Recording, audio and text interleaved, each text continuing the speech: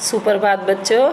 आज कक्षा 6 के बच्चे अपने 4th लेसन को पढ़ेंगे, जिसका नाम है चांद से थोड़ी सी गप्पे। जैसे आप आपस में गप्पे मारते हैं तो लेसन में भी ऐसे चांद से थोड़ी सी गप्पे मारने की बात कही गई है। सभी बच्चे अपनी किताब पर ध्यान देंगे। देखें, यहाँ 10-11 साल की एक लड़की है जो चांद से बातें कर रही है। इस कविता में शमशेर बहादुर सिंह द्वारा लिखित है ये कविता, जिसमें ये 10-11 साल की लड़की चांद से बातें करती है और उसके बारे में उसे जानने की बड़ी इच्छा है।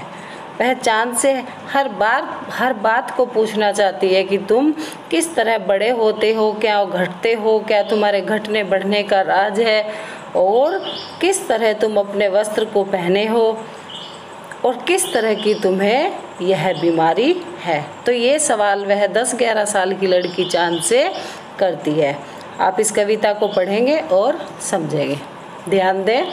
गोल है खूब मगर आप तिरछे नज़र आते हैं जरा। गोल है खूब मगर आप तिरछे नज़र आते हैं जरा। आप पहने हुए हैं कुल आकाश तारों जड़ा। आप पहने हुए हैं कुल आकाश तारों जड़ा। सिर्फ मुँह खोले है अपना गोरा चिट्टा। सिर्फ मुँह खोले हैं अपना गोरा चिट्टा। गोल मटोल अपनी पोशाक को फैलाए हुए चारों सिमत आप कुछ तिरछे नज़र आते हैं, जाने कैसे। खूब है गोकी, खूब है गोकी। वाह जी वाह, हमको बुद्धू ही निरा समझा है। हम समझते ही नहीं जैसे कि। हमको बुद्धू ही निरा समझा है। हम समझते ही नहीं जैसे कि आपको बीमारी है।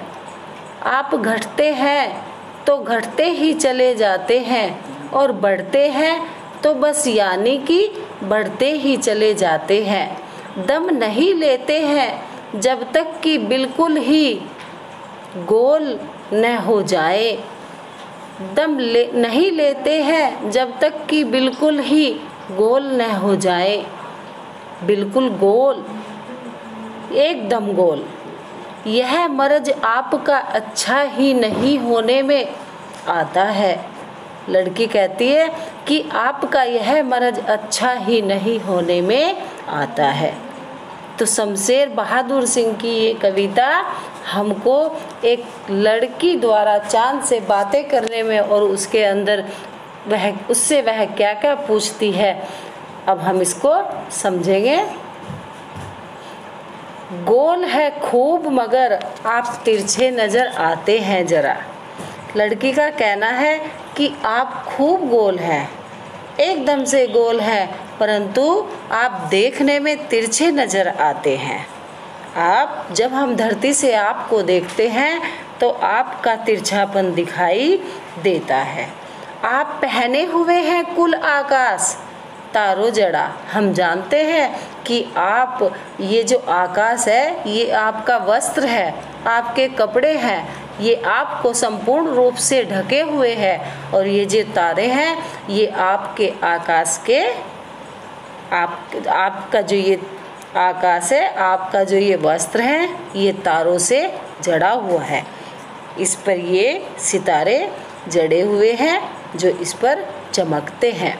सिर्फ मुँह खोले हुए हैं अपना गोरा चिट्टा।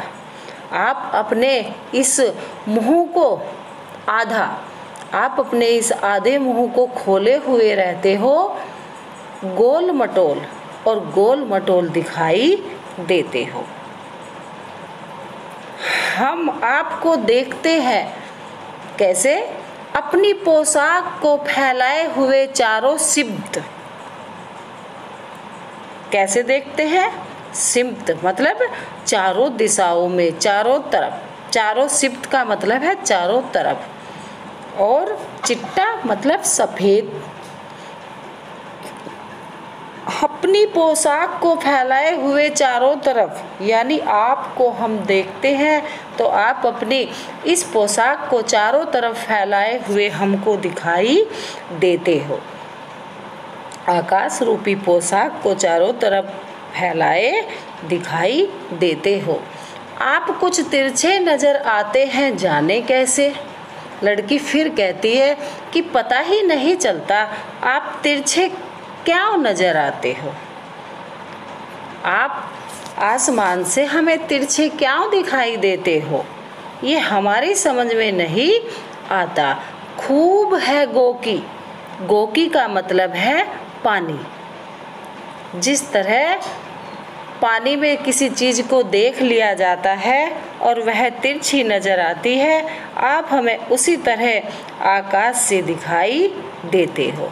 आकाश से आप हमें उसी तरह दिखाई देते हो और हम आपको देखते रहते हैं। आगे, वाह जी वाह, हमको बुद्धू ही निरा समझा है। हे चाँद, आपने हमें बुद्धू समझा है।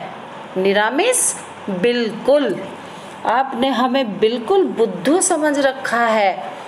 कैसे? आप समझते हैं कि आपका ये तिरछापन, आपका एक जो रूप है, हम नहीं समझते, जैसे हम इसको नहीं जानते ये क्या है, बल्कि हम जानते हैं कि आपको बीमारी है, यह आपको एक बीमारी है।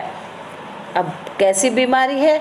ये कहती है आप घटते हैं तो घटते ही चले जाते हैं और बढ़ते हैं तो बस यानी बढ़ते ही चले जाते हैं। लड़की फिर कहती है कि हे चाँद, अगर आप घटते हैं तो घटते ही चले जाते हैं और बढ़ते हैं तो बढ़ते ही चले जाते हैं, यानी आपका जब घटने का कर्म चलता है तो आप लगातार घटते हैं और बढ़ने का कर्म चलता है तो आप लगातार बढ़ते हैं। दम नहीं लेते हैं जब तक बिल्कुल ही गोल न हो जाए, क्योंकि आप जब तक बिल्कुल गोल न हो जाए, आप तब तक अपने घटने बढ़ने का कर्म को अपने कर्म का समाप्त नहीं करते, दम नहीं लेते। यह मर्ज आपका अच्छा ही नहीं होने में आता। लड़की फिर कहती है कि हम देखते हैं, लगातार देखते हैं कि यह आपका मर्ज अच्छा होने में नहीं आता है। आपका यह मर्ज अच्छा होने में नहीं आता है। आप घटते बढ़ते रहते हैं, आपकी यह बीमारी ठीक होने में नहीं आती। देखो बच्चों, इसी तरह इस कविता का अर्थ याद करना है। अब आप इसके प्रश्न उत्तर देखेंगे। खोल लीजिए, अभ्यास प्रश्न खोल लीजिए।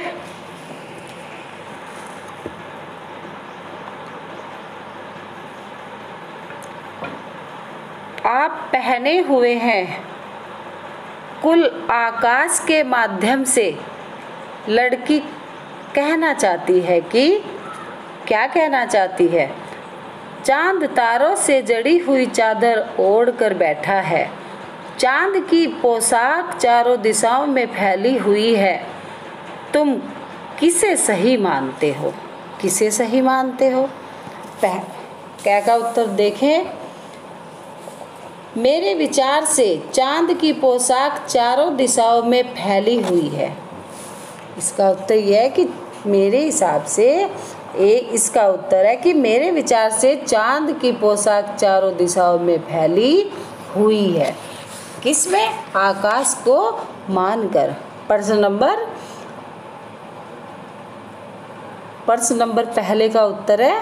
फिर आगे है, रेशमी चादर में मोती जड़े हो और आकाश में निकला चांद भी ऐसा ही लग रहा है मानो उसने तारों की चादर ओढ़ रखी हो। अब है प्रश्न नंबर 2, कवि ने चांद से गप्पे किस दिन लगाई होंगी? इस कविता में आई बातों की मदद से अनुमान लगाओ और कारण भी बताओ। देखें, पूर्णिमा, दिन यानी कारण पूर्णिमा।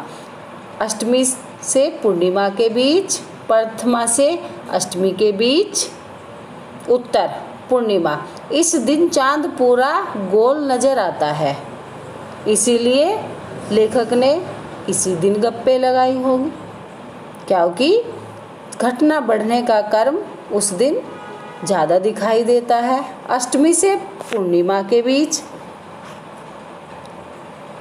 कैसे? प्रथमा से अष्टमी के बीच, प्रथमा से अष्टमी के बीच चांद गोल मटोल नहीं होता, अतः यह गप्पे इस दौरान भी नहीं हो सकते, क्योंकि मेरे विचार से कवि ने चांद में गप्पे अष्टमी से पूर्णिमा के बीच लगाई होंगी, क्योंकि तब चांद एक क्रम रूप से बढ़ता है और पूर्णिमा के दिन पूरा हो जाता है। धीरे धीरे इस बात को, इस प्रश्न को पूरा इसी शब्दों में किया जा सकता है। अब आगे देखें। देखो बेटा, ये जो इसके नीचे के प्रश्न दिए गए हैं भाषा की बात में, ये आपको जो भी ये इस तरह के प्रश्न है, ये इसमें नहीं पढ़ाए जा सकते, ये आपको बोर्ड पर क्लास में पढ़ाए जाएंगे। अब ये आगे के प्रश्न इसमें दिए जा रहे हैं, ये आप इसमें देख के कर लेना, ठीक है। देखो, यदि कोई सूरज से गप्पे लगाए तो वह क्या लिखेगा? अपनी कल्पना से गद्य या पद में लिखो। इस तरह की कुछ और गप्पे निम्नलिखित में से किसी एक या दो से करके लिखो। पेड़, बिजली का खंभा, सड़क, पेट्रोल पंप। इसमें लिखा है कि छात्र स्वयं करें। इसमें अगर आप लिखना चाहें तो लिख सके, वरना फिर हम आपसे लिखवा देंगे। भाषा की बात। अब भाषा की बात में आती है ग्रामर। अब आप इसको देखें। चांद संज्ञा है, चांदनी रात में चांदनी विशेषण है। देखें, नीचे दिए गए विशेषणों को ध्यान से देखो और बताओ कि कौन सा प्रत्यय जुड़ने पर विशेषण बन रहे हैं। गुलाबी, मखमली, कीमती, ठंडी, जंगली तथा कश्मीरी शब्द विशेषण है, जो क्रमशः गुलाब, मखमल, कीमत, ठंड, जंगल तथा कश्मीर में ई प्रत्यय लगने पर बने हैं। जैसे अब देखेंगे आप, इन विशेषणों के लिए एक एक उपयुक्त संज्ञा भी लिखो।